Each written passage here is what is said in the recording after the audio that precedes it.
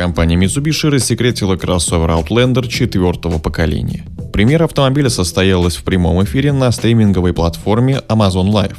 Серийное производство автомобиля уже ведется на заводе в Японии.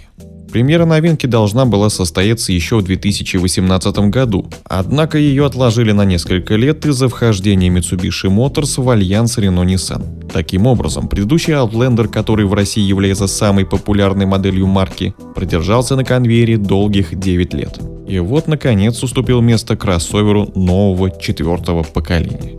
Модель поменяла крайслеровскую тележку GS на платформу альянса CMF-CD и унифицировалась с третьим Nissan Rogue, он же X-Trail. Подвеска Outlander аналогична Nissan, Макферсоны и многорычажка. Диаметр колес от 18 до 20 дюймов. Ну а размеры машины не названы, но Outlander стал заметно крупнее прежнего.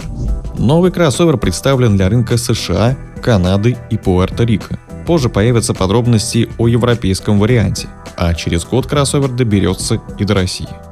Дизайн решен в фирменной стилистике Dynamic Shield, уже знакомый нам по другим моделям Mitsubishi.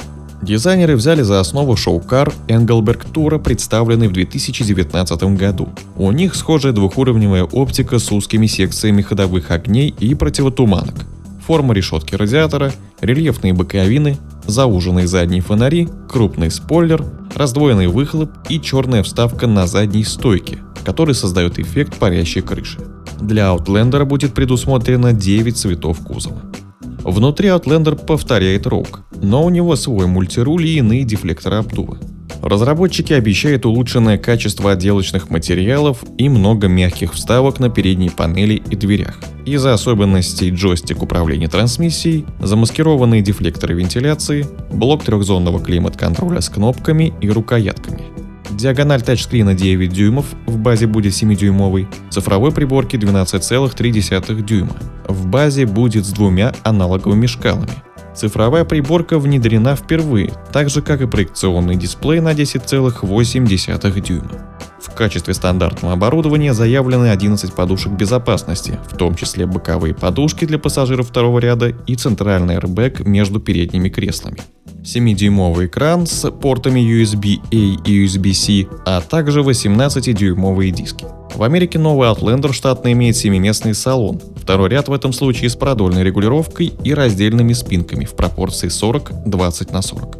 В более дорогих комплектациях предусмотрена беспроводная зарядка для смартфонов, 20-дюймовые диски, системы помощи водителю с адаптивным круиз-контролем с функцией удержания в полосе, обивка сидений полуанилиновой кожей, трехзонный климат-контроль и аудиосистема Bose с 10 динамиками, включая 2 сабвуфера.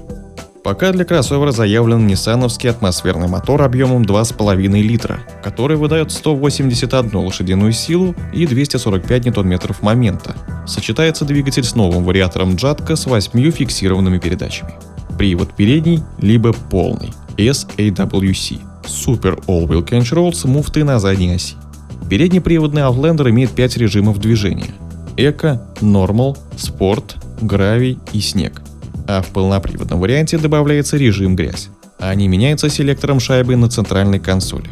Еще одно важное новшество – это появление электронной системы Brake KYC, позволяющей с помощью тормозов управлять вектором тяги. Электроника выборочно использует тормозные механизмы всех 4 колес. В США, Канаде и Пуэрто-Рико кроссовер появится в апреле 2021 года. Цены на новинку начинаются от $25 795, что в пересчете на рубли составляет примерно 1 900 000 рублей. В России же новому Outlander'у предстоит локализация на заводе в Калуге, поэтому в 2021 году новый Outlander точно ждать не стоит. Продажи начнутся не раньше 2022 года. Как вам новый Outlander? И какое поколение, по-вашему, выглядит лучше, 3-е или 4-е? Пишите свое мнение в комментариях. Также не забывайте подписываться на канал, нажимать на колокольчик, чтобы не пропускать новые видео и быть в курсе последних событий автоиндустрии.